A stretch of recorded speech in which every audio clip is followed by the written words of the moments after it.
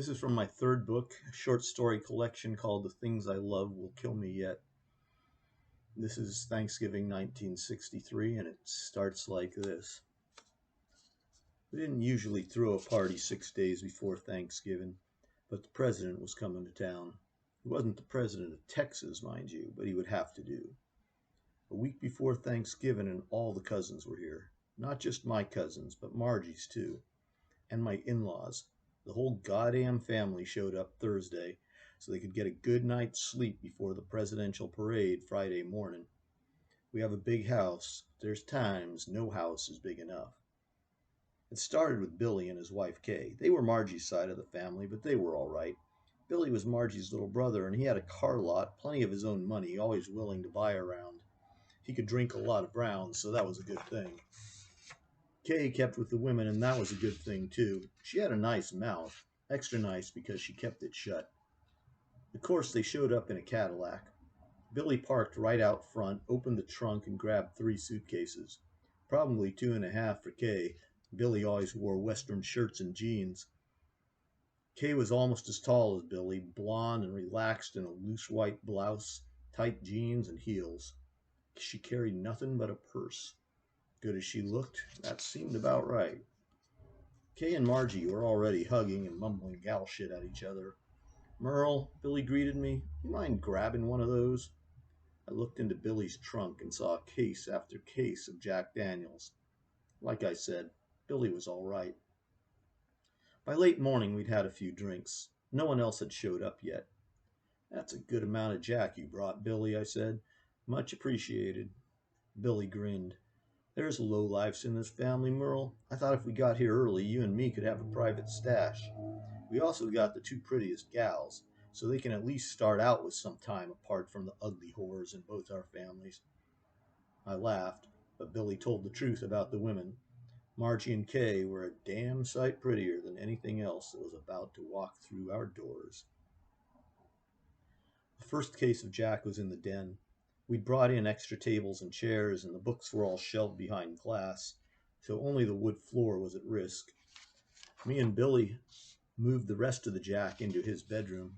We could always bring out extra bottles if we felt generous. Others arrived.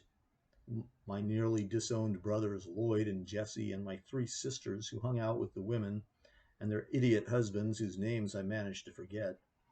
Beyond that were the relatives I liked even less. All the men drank together, but I talked to Billy as much as possible. The women drank too, I supposed. Everyone I saw drank a lot. Me and Margie woke up together, but I sure as hell didn't remember going to bed. We got up early, hung over for the parade. It made sense to fit a lot of people into as few cars as possible, but Billy insisted on driving, and there was no one else I wanted to ride with besides Margie. There were a dozen cars out front of the house. I leaned back against my hood, thermos in hand.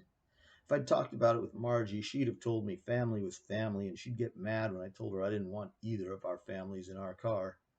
This was going to be the day I saw the president. I didn't want that memory mixed in with the memory of jabbering idiots in the back seat. It was only Kennedy, sure, and I voted for Nixon. Everyone I knew voted for Nixon, or at least said they did. Truth is, a lot of Texans voted for Kennedy because they didn't like Nixon, and at least Kennedy had Johnson for VP. Hell, Lyndon was the man we wanted for president. I leaned against my car with my thermos. I was the host, so everyone waited outside their cars. They probably figured I just waited for Margie. I was in charge. I waited for everyone. Margie walked right up to me. "We going?" she said. She was the last one ready, and she was in a hurry. I opened the passenger door, and she got in. I got behind the wheel and drove. We got good spots on the sidewalk just past dawn into the President's Route near the Trade Mart. We waited 6 hours. It was almost noon. The president was due soon, and I was hungry. Billy passed me his flask, and I took a slug of Jack. "You want any?" I asked Margie.